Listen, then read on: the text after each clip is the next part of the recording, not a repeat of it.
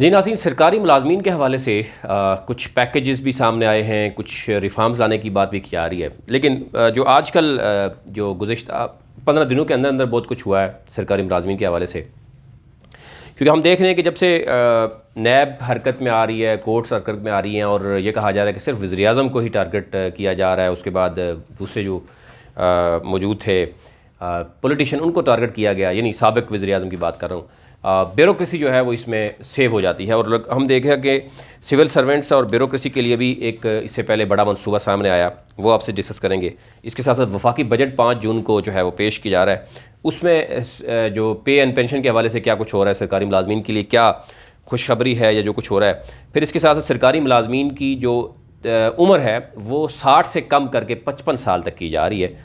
उसमें वो कमेटी मौजूद थी। अब देखना यह है कि उसमें क्या फ़ैसले हुए हैं। ये तीनों चीज़ें आपके सामने रखते हैं। सबसे पहले गुज़िश्ता हफ़्ते में भी आपसे शेयर किया था कि जो वज़ीर-ए-आज़म ने सिविल सर्वेंट्स जो हैं रूल 2020 की मंजूरी दी थी और जिसके तहत ये देखा गया था कि जो ऐसे नालायक और करप्ट अफसरान हैं उनको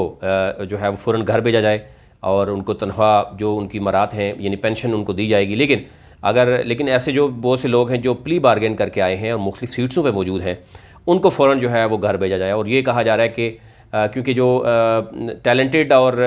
जो मेहनती और यानी ऐसे अफसरान हैं जो करप्ट नहीं हैं वो पीछे रह जाते हैं और जो करप्ट हैं वो बड़ी बड़ी सीटों पे आगे आते हैं, क्योंकि वो सीट्स ही ऐसी होती हैं जिस पे पैसा दे के जो है उस सीट्स पे आ जाता है। और अगर उनमें अफसरान में कोई ऐसे हैं जो प्ली बार्गेन करके आए हैं, जिसमें ज़्यादातर डाटा ये कहा जा रहा था कि बलूचिस्तान और सिंध में है,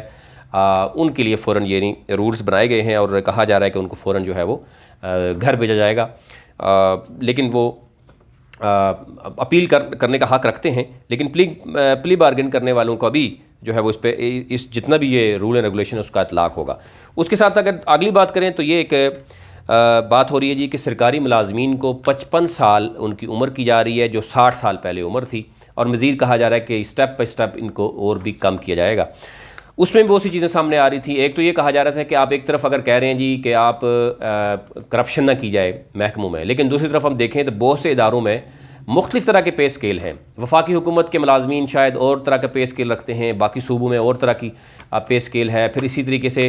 घरों के हवाले से कहा जा रहा था कि जो रेंट है प्रैक्टिकली कुछ और है और सरकार कुछ और दे रही है, मेडिकल कुछ और है। बहुत सी चीज़ें ऐसी थीं जिसकी वजह से एक तो ब्यूरोक्रेसी यानी सरकारी जो मुलाजमीन है वो भी ये कहते हुए नज़र आते हैं कि पे कम है या मराद कम है, जिसकी वजह से बहुत से सरकारी मुलाजमीन जो है वो करप्शन की तरफ शायद राग़िब हो जाते हैं। और अगर पे अच्छी दी जाएगी, मराद अच्छी दी जाएंगे और फिर अगर कोई अफसर सरकारी या करप्शन करने की कोशिश करेगा तो फिर उसको सख्त से सख्त जो है वो सज़ा भी दी जा सकती है। तो इस हवाले से हम देख रहे हैं कि कमेटियाँ जो है बनी थी, उन्होंने काम भी किया 1 से 16 तक, 17 से 20 तक और 20 से 21 स्केल तक। अभी जो फ़िलहाल हम देख रहे हैं कि उसमें तमाम जो सरकारी मुलाजमीन है उनके लिए जो पॉलिसी जो 60 से 55 ईयर्स तक हुई है, उसमें एक तो इंतज़ामी पोस्टों पर तैनात जितने भी 55 साल से ज़ायद उम्र के अफसरान हैं उस हवाले से कहा जा रहा है कि उनको रिटायर्ड किया जा रहा है। और महकमा तालीम और बाकी इदारों ने अफसरान को का डाटा भी मांग लिया है, सर्विस बुक और रिकॉर्ड भी तलब किया है। ये कहा जा रहा है कि इसके अलावा जो ज़िली इंतज़ामिया पर पोस्टों पर 3 साल से ज़ायद जिनको अरसा हो गया है उनको भी कहा जा रहा है कि उनको भी तब्दील किया जा रहा है फ़ौरन। और जिसमें स्कूल एजुकेशन अगर डिपार्टमेंट की बात करें, जिसमें CEO हैं, DEO हैं, डिप्टी DEO हैं और AEO हैं और ME हैं, और इसी तरह उनका जो रिकॉर्ड है और उनके परफार्मा भी दिया गया है, जिसमें कहा जा रहा है कि उनके दस्तखत के दस्तखत और अंगूठे के निशान के साथ वो वापस भेजेंगे और जिस इंतज़ामी पोस्ट पर वो मौजूद हैं वो रिकॉर्ड अपना देंगे। उसके बाद फ़ौरन जो है वो तबादले भी किए जाएंगे और कुछ लोगों को रिटायरमेंट के हवाले से भी बात की जाएगी। अब इसी तरह के हम बात करें पेंशन और ग्रेजुएटी की बात की जाए तो उसमें भी हम देख रहे हैं कि पहले सरकारी मुलाजमीन की तरफ से कहा जा रहा था कि उनको बजट में कुछ मराद दी जाएंगी, लेकिन क्योंकि आलमी वबा के बायस हम देख रहे हैं कि बजट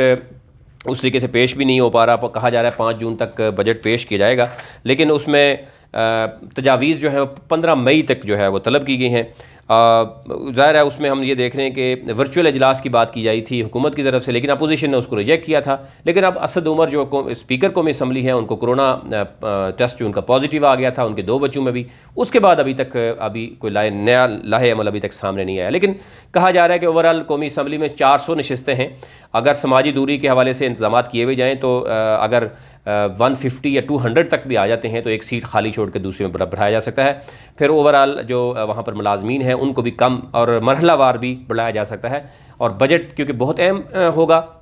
इसलिए उस हवाले से बात की जा रही है कि सरकारी मुलाजमीन के हवाले से बड़े अहम फैसले भी सामने आएंगे। मुल्की हालात जो हैं इस वक्त, उस हवाले से भी मजदूर भी की नज़र भी जो है यही है कि इस वक्त बजट क्या पेश किया जाएगा। बिज़नेस कम्यूनिटी भी जो है वो वज़ीर आज़म पर नज़र रखे हुए है। लेकिन एक बहुत बड़ा फ़ायदा जो है होने जा रहा है, जो देखा जा रहा है, कहा जा रहा है कि बहुत से इदारों में रिफॉर्म्स लाने की बात की जा रही है, जिसमें नंबर 1 जो है वो सरकारी मुलाजमीन की बात की जा रही है, जिसमें ब्यूरोक्रेसी के हवाले से अलग से सर्वर रूल 2020 और इसके साथ साथ बाकी जो इदारे हैं उसमें जो सरकारी मुलाजमीन हैं उनकी जो एज है वो 60 से कम करके 55 ईयर्स तक लेके आने की जो है वो बात हो रही थी। आज के लिए इतना ही, ये चीज़ें साबरी आपके सामने रखनी थी। मज़ीद भी जो अपडेट होगी वो आपके सामने रखी जाएगी।